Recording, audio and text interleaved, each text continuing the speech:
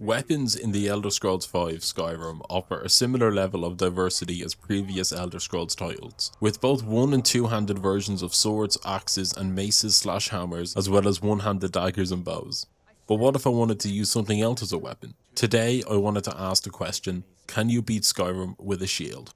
I made the adult decision to play through this run as an orc only for the Berserker Rage power, which makes you take half damage and do double damage for 60 seconds. I subsequently lost the footage of me creating my character, but trust me, it's for the best. I just about avoid getting that haircut of my dreams and now the run can actually start. I perform a pro gamer move by speedrunning through the tutorial like a pro speedrunner, and I team up with Rayloff for the free heavy armor. The first part consists of me staying on Rayloff's backside while he does what he does best, and after a few moments I find my beast of a weapon, the almighty Iron Shield. I don't know a polite way to say this, so I'll just say it up front. The damage from the shield bash is shit. Parts of this run had me questioning my sanity as I couldn't tell if the red bar was even moving with some attacks. Rayloff and I escape and I had a checklist to complete. Oh, you think I went into this run unprepared?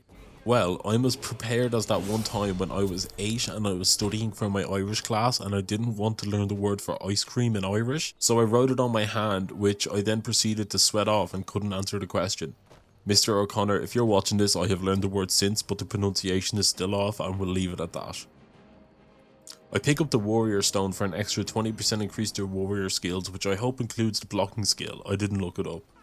I lead the wolves to Riverwood, and here is when the plan comes into action. I steal some veggies growing in the town, take what I can from Gerda, raid her house for all of her belongings, find the normally alive wolf dead, and trust me, this is not from me. I could not do this with my kind of damage. Not now and probably never. All of the farms outside of Whiterun got raided for their goods and services, and because I enjoy personally funding Todd Howard's children's future, or his lesser known hobby of creating the Elder Scrolls 6, I bought the Anniversary Edition upgrade which adds this house outside of Whiterun, which I figure out I could plant stuff here. So I planted between 6 and 9 business leeks, which I promptly forgot about. All during this run, I bought as much food as I could, stole as much food as I could, and cooked as much food as I could. I steal a surprise tool for my own selfish purposes later on. I get close with the admin of the server, and here is when my plan comes into place. Vegetable soup. Much like what the effect the Simpsons Hit and Run had on me growing up and giving me an inflated sense of ego due to my ability to not crash in the first level 9 out of 10 times, this soup did the same, giving me the ability to power through even the most fiercest of enemies. Also, if you use them things called eyes, you will see that regenerates 1 stamina per second, which in turn will give me infinite attacks for 12 minutes straight. That sounds all good and dandy, but when you remember I do the same amount of damage as Louis, my girlfriend's French bulldog, gnawing on a steak bone, determined, adorable, but ultimately ineffective. I speak to Fire Ass and he sends me to the dungeons up in the mountains to get the stone tablet with an etching that reads "Mo was here." I test out my damage with the soup, and honestly, it's not as bad as I thought it would be, but the real trouble however is taking on 2 enemies at once, which we can see here. I can't focus on 2 of them at once, and so one will more or less always get a hit in. I got bored in the cave, so I set my sights on Bleak Falls Barrow, and here is where I make yet another very adult decision. I thought with the veggie soup, my DPS was higher than it should be, so I set the difficulty to legendary, which I will most likely regret in a few paragraphs. My trip through Bleak Falls Barrow was just that, bleak. This is where I learned for the first time today, I have made a mistake. It took approximately 61 shield bashes to take down a regular bandit. I was not taking on the bandit outlaw, so I outlaw him by locking him out of the room while rats gnaw on my legs like a piece of cheese. Yet again, another example of how multiple enemies at once is not going to end well. I did what my dad did to me many moons ago. I left the spider alone after bashing him with my shield for a few minutes, and I kill Avril for the cold and claw. I run through the rest of this godforsaken cave only dying once, which may be a record. Once I make it to the end, I activate my Super Ultra Mega Man mode. I spam the Overlord with bash attacks for what felt like at least 45 business seconds. Spoiler, but by the end of this run I didn't even see level 70 in the shield perk tree, so I never even got to test out the moving quick with your shield or something perk.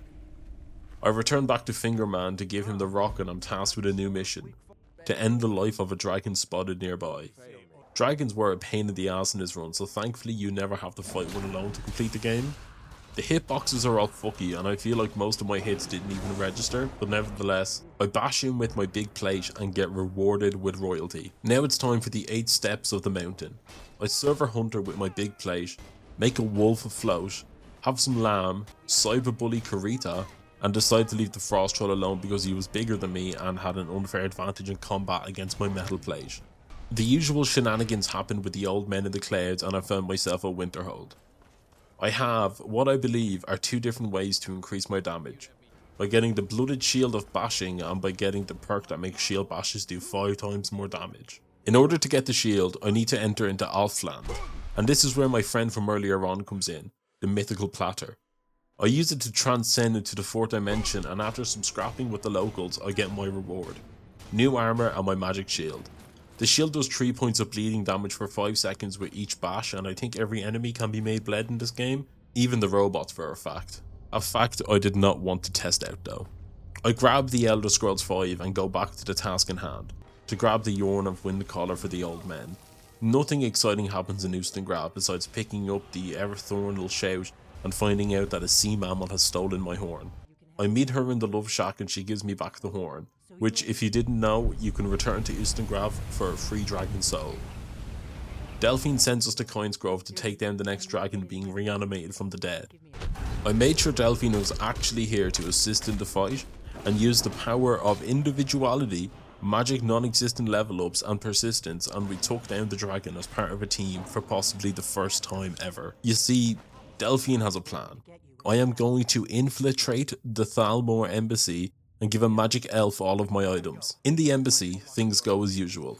All the food gets stolen, I get my bits and bobs back, I die more than once but less than 8 times to the soldiers lurking in the first area, but I finally put on my big girl pants, used my head and cleared out the room. The courtyard was much easier. I wait 24 hours to use my power again and rushed down the wizard straight away and then took on the 2 other guards, and I could say the exact same for the next area, but I won't. Instead, I will say is that because this is a video game, we're sent on even more of a goose chase. We need to find Esbern. Delphine seems to think that the Thalmor seem to think that he's hidden out in the sewers in Blackbriar County. I check in my farm that I forgot about like 6.5 minutes ago to salvage my leeks and cook up some more soup. In Riften, I track down Esbern through the sewers, fighting my way through even more fucking stupid wizards and gold people. When I finally find him, he won't shut up whinging, so I threaten to turn the car around and he shuts his mouth up. I bring him back to his long lost sister and they make up as siblings should. Esbern tells us tales of the magic wall and that is where we will learn to defeat Alduin. I stole a horsey and learned that you cannot in fact bring horses into cave, which honestly it's just sad. The Force One managed to get the best of me more than once and I make my way to the door of blood sealed by the blood of the blood again. I commit, make joke about being emo, and learn the truth. Alduin must be taken down with a shout. I ask one of the mods in the chat and he doesn't know, so he sends me to the almighty streamer in the sky. He burns me, I burn him, he tells me to travel back in time to learn the shout and I need some sort of scroll. An Elder Scroll, I think. I wasn't sure what he was talking about. I whip out my Elder Dragon Scroll and rewatch history, staying at a standstill for minutes pondering on what an Elder Scroll is. I learned Dragonrend and here's where the real Dark Souls 2 begins. This Alduin fight took me 8 minutes, which may not seem like a long time, but when you do as much damage as a freshly dry cleaned sock with a piece of cheese stuffed inside of it, this whole fight was just me chugging soup, spamming Dragonrend, relying on a bank to level up to restore my HP, and I spammed my left mouse button harder than Jack White did in that one song. But after 8 minutes, which felt more like 9, Alduin fucked off, so now I need to trap a dragon to bring me to Alduin's secret base. I single-handedly bring the Civil War to a ceasefire with a meeting that, in retrospect, could have been done over Zoom. I went to Dragon's Reach to summon the dragon who would bring me to Alduin's secret base. Trapped him, interrogated him, set him free, flew through the skies like a magical pony, ran through essentially every enemy, jumped through the portal to Sovngarde, and now was the time to strike. A dragon has to die. I meet up with the impossible trio when we take on Alduin. If you can defeat Alduin once, you can defeat him again with 3 amigos and the endurance of a dex user. After another long battle, I slay Alduin for what most likely isn't the last time and I throw my shield off the side of the world. So to answer the question we asked some time ago, yes, you can beat Skyrim with a shield. If you have any suggestions for runs, please leave them in the comments. With that, I've been Dara, and have a good day.